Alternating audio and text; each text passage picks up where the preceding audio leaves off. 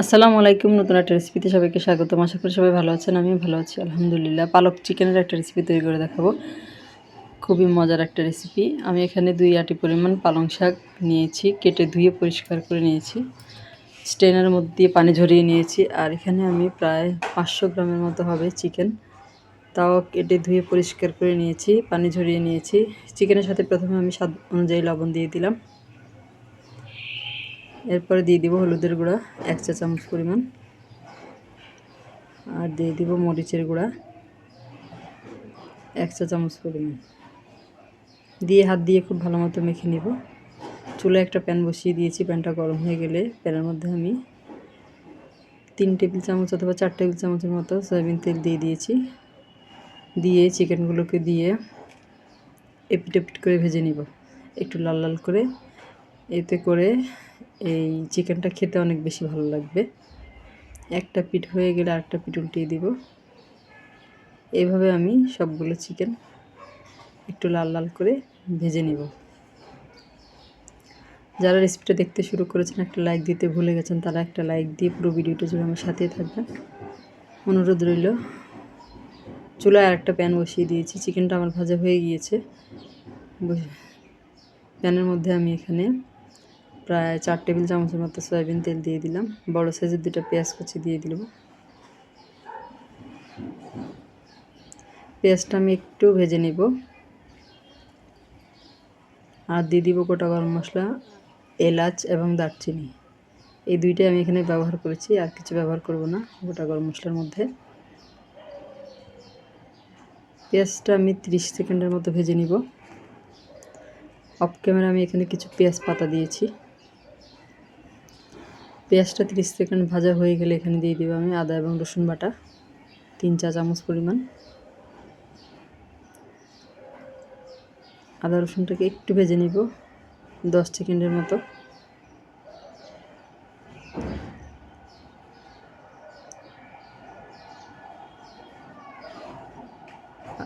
এরপরে দিয়ে দিব আমি এখানে হলুদের গুঁড়া 1.5 চা চামচ হলুদের গুঁড়া দিয়েছি এখানে আমি। ঝালের জন্য দিয়ে দিব মরিচের গুঁড়া।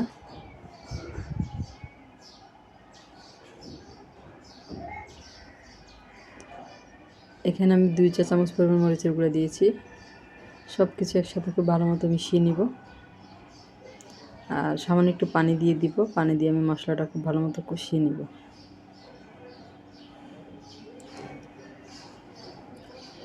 আর যারা আমার চ্যানেলে নতুন আজকে প্রথম ভিডিও দেখছেন, যদি রেসিপিটা আপনাদের ভালো লাগে তাহলে আমার চ্যানেলটাকে সাবস্ক্রাইব করে পাশে থাকা বেল আইকনটা প্রেস করে দেবেন। এতে করে আমি পরবর্তীতে যত ভিডিও দিব তার নোটিফিকেশন সবার আগে আপনাদের কাছে পৌঁছে যাবে।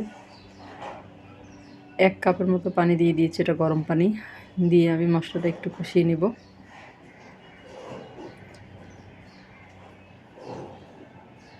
এ পর্যায়ে দিয়ে দিলাম স্বাদ অনুযায়ী লবণ দিয়ে আবার মিশিয়ে নিব।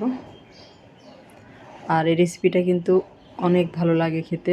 যেসব বাচ্চারা, বিশেষ করে বাচ্চাদের জন্য, যেসব বাচ্চারা শাক খেতে চায় না তাদের জন্য কিন্তু একটা পারফেক্ট রেসিপি। এইভাবে চিকেন দিয়ে রান্না করে দিলে কিন্তু অবশ্যই চিকেনও খাবে, সাথে এই শাকটাও খাবে। বাচ্চাদের জন্য একটা পারফেক্ট রেসিপি এটা। অবশ্য বড়দেরও খুব পছন্দের হবে এই রেসিপিটা। মশলাটা কষানো হয়ে গেলে আমি আগে থেকে ভেজে রাখা চিকেনটা দিয়ে দিলাম। চিকেনটা দিয়ে আমি ঢাকনা দিয়ে ঢেকে মিডিয়াম লো আছে 5 মিনিটের মতো রান্না করে নিয়েছি। এর মধ্যে চিকেনটা খুব ভালো মতো সেদ্ধ হয়ে যাবে। 5 মিনিট পরে ঢাকনা তুলে আবার নেড়েচেড়ে একটু মিশিয়ে নিব। এরপরে আমি এখানে শাকগুলো দিয়ে দিব।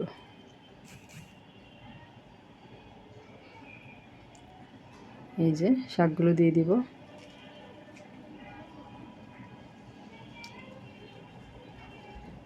দিয়ে আমি পুরোটা শাক দিয়ে দিব।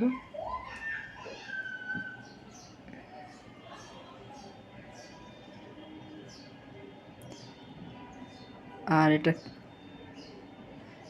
কিন্তু সব কিছুর সাথে খাওয়া যাবে। পুরোটা শাক দিয়ে আমি ঢাকনা দিয়ে ঢেকে দিয়েছি। আবার অফ ক্যামেরা আমি একবার নেড়ে দিয়েছি। আমি এখানে খুব সামান্য, একেবারে 1/3 কাপের মতো হবে, সামান্য একটু পানি ব্যবহার করেছি, যেহেতু পালং শাক থেকে অনেক পানি বের হয়, এজন্য এই রেসিপিতে পানির পরিমাণটা একেবারে না দিলেই হয়। তারপর আমি সামান্য একটু পানি দিয়েছি, তেমন না। পালং শাক থেকে এমনিতেই প্রচুর পানি বের হয়, ওটা টানাতে কিন্তু অনেক সময় লেগে যায়। এই যে অনেক পানি বের হয়েছে শাক থেকে। আর ঝোলটা একটু মাখা মাখা রাখলেই হয়, তাতে করে কিন্তু খেতে ভালো লাগে। বেশি ঝোল ঝোল আবার ভালো লাগে না। এই যে রান্নাটা কিন্তু আমার প্রায় হয়ে গিয়েছে। খুবই মজার একটা রেসিপি, বাসায় অবশ্যই একবার ট্রাই করে দেখবেন এভাবে। এ পর্যায়ে আমি 1/2 চা চামচ পরিমাণ গরম মশলা গুঁড়া দিয়েছি।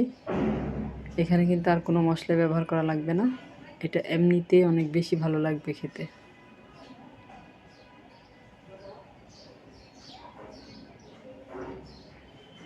মিশিয়ে নিয়েছি গরম মশলাটাকে।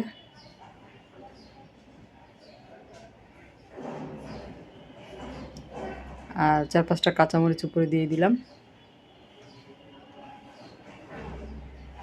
হয়ে গিয়েছে আমার রান্নাটা, সার্ভ করে আপনাদেরকে দেখাচ্ছি। খুবই লোভনীয় এবং মজার একটা রেসিপি, অবশ্যই বাসায় একবার করে দেখবেন। রেসিপিটা আপনাদের কাছে কেমন লাগলো কমেন্ট করে জানাবেন। আজ এ পর্যন্তই, আল্লাহ হাফেজ।